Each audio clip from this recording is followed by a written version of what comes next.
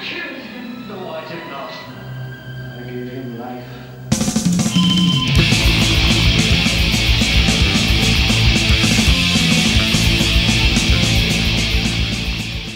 All right, here we are, Outlaw Video TV, hanging out with Rigor Mortis. Hi, guys. What's going on, man? How you doing? Doing great. Casey Orr on the left, Bruce Corbett on the right. You guys are playing a show in Europe this summer sometime. Why don't you tell us about it? Apparently so. We were contacted by the guys from was it Keep It True? Keep It True Festival 12. They asked us to do it this year, and it looked like we'll be able to do it. So we agreed to do it, and we're still waiting to get the confirmation with plane tickets and everything. But if it all happens, it'll be our first time as Rigor Mortis in Europe.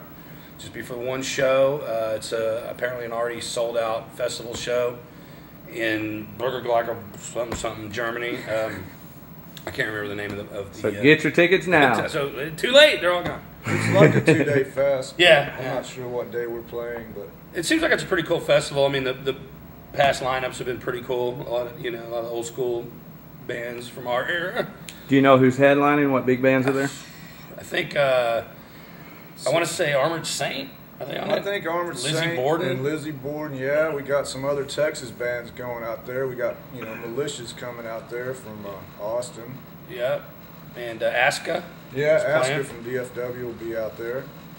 So it should be cool. We'll basically fly in. They'll take care of us for a couple of days. We'll do the show and fly out, and then hopefully that'll maybe get our foot in the door, and we can come back maybe next year or something. Do another whole tour in Europe.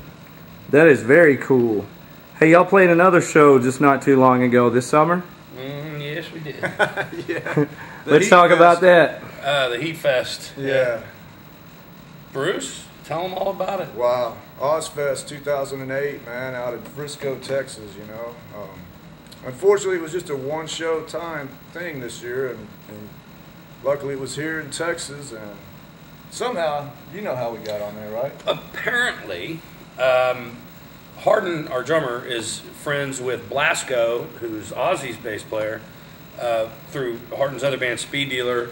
And apparently, when they realized they were going to do a Texas stage, Blasco said, "You got to put Rigor Mortis on there because they're one of the old school bands, and they're actually currently together or whatever." So Bruce got a call. Yeah. And out of the blue. And they offered us the gig and actually paid us, and we had a great time. Yeah. It was very cool. Yeah. I never got to experience, being on a good sound system in front of a big crowd like that, and so it was a big deal for me. Yeah, it was. They did a really good job. The production was great. The stage crew was great. Everything went like clockwork, as far as we could tell. Everything was great. They treated us really well. And we had a really good time. Yeah, that was a great time, man. I was, mainly worried about just dying from heat stroke during the show, but because it was like the hottest time of year. But it was only 30 minutes set, luckily, Yeah. If it had been an hour, we'd have been dead. Yeah, but no, it was great. The crowd was really good. There's a lot of people that flown in and were sporting their old ragged out Rigor Mortis shirts and stuff, so that felt pretty good. I got locked in Mongo's bus later on in the day, and Mongo Smith from Hillbilly Orchestra came out, let us use the bus for the day, and then I passed out in one of the bunks when they all went to go see Ozzy, and woke up and was locked in the bus for like an hour by myself, man. But oh well. Good times. Yeah, it was. Sounds great. Is Rigor going to do it again this year? Well, I don't know what Ozzfest is going to do this year, but if they ask. Yeah, I hear they're doing it again. They're taking the polls online for what bands they want to see, and I don't know if it's just going to be in Frisco or another tour, but the chances are we won't, because they usually don't do the same bands every year. They try to switch that out, unfortunately for us. But you never know. Gwar might get on there. Who knows? Yeah, no, we've been talking about doing some new stuff ever since we started getting back together. And 4 years now. Doing the reunion shows. But we just, Mike was living in El Paso, and now he's living in Austin, and it's just really hard to, with everybody's different schedules and stuff, to get together to even write a record. So Mike's working on stuff right now. We're all kind of working on stuff individually. And hopefully at some point this year we'll be able to do it. Possibly doing it with Corey Smoot, who is Flatus Maximus in Guar, and he's an excellent engineer, producer, has his own studio. He's been doing the last couple of Guar records, and he's worked with all kinds of people, Devin Townsend and a lot of other people. So that may be one way of doing it, and we're not sure what label we're going to do it with. We may do it ourselves and then shop it around. Who knows? We may put it out ourselves. So that's all I can tell you. That would be cool, though. I mean, yeah. Only... I think we're all as interested as anybody else to hear what we'll sound like now. I mean, we know we can.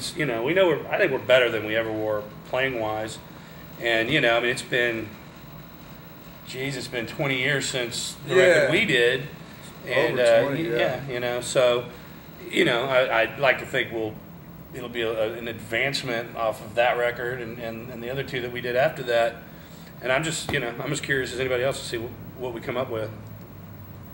Well, the show at the Rockstar was tight. Appreciate it. That was a good time. From Ozzfest to our little friend's bar at the Rockstar. Yeah, that was a good time. That was just brought back the good old days, and Joe's Garage type atmosphere and everything. Yeah. Awesome. Okay, you want to give a shout to Ab or anything? Yeah, we just found out today the bad news tragedy about Ab, the owner of Joe's Garage. I mean, it's just bullshit what happened. I can't say enough about what that guy did for all the people and bands in this area back then. That place is legendary, and it deserves to be, because that guy gave us a place, to play original music, and because you remember how it was back then. Yeah, I mean, back then, the clubs wanted 3 sets of almost all cover songs, and Ab was one of the first people that let us come in with unknown bands and play, 3 bands playing a set each and playing all original stuff, and sometimes paid us for it. Sometimes, and got us drunk, and we had a good time. And he was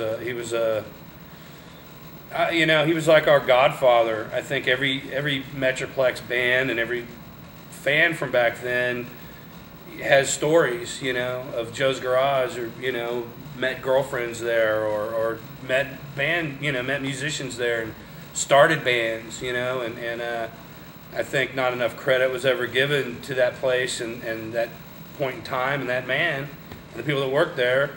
I mean, he was pretty tight with a penny, but that's probably what kept the doors open. And, $5 measly. I remember, if you can't get laid at Joe's Garage, you can't get laid anywhere. Everybody got laid at Joe's. Hell, half the good times I had out there, I never even made it inside the club. I just pulled in the parking lot, and there was this big party going on outside, and it was just good times. And I mean, it's crazy to think now people complain about driving to, Ridgely or our friend at the Rockstar, but we used to drive a long way to go out to Joe's Garage and never several times a week complain about it, And, that was the beginning of the scene, really. I mean, that spawned, the Tombstone Factory, and that spawned, all the other places. Well, well, Tombstone, actually, Joe's spawned from Tombstone, I think.